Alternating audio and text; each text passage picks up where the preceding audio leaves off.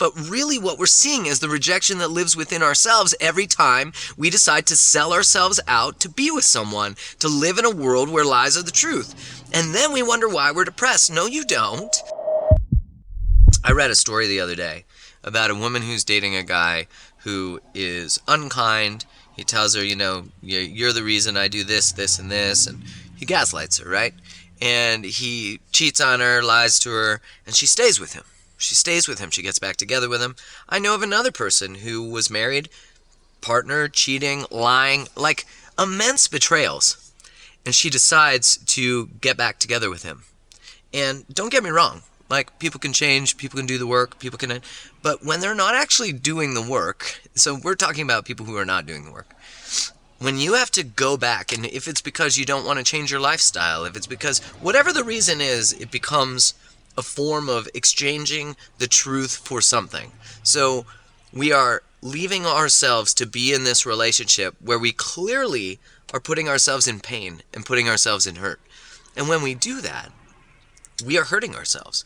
And so we get sick, and we get depressed, and we get anxious, and then we need drugs to live in the world that it hurts to live in. Now, I'll give you a simple physical example. If I put my hand on the stove and I burn my hand, I move my hand, right? That's ideal.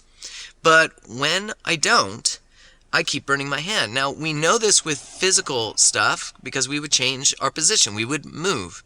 But when you don't do that, when you don't move yourself or change your life and your environment, you keep your hand on the stove. And it's so important that you just observe as you have this time, that you sit and you observe and you just pay attention to the truths that live within you that you do not share and the truths that live outside of you. Now, someone's saying here, this is the easy road. I promise you that it's not the easy road. It's actually a way harder road. It's a road filled with pain. It's a road filled with sadness. It's a road filled with self-abandonment. And it's a road filled with illness.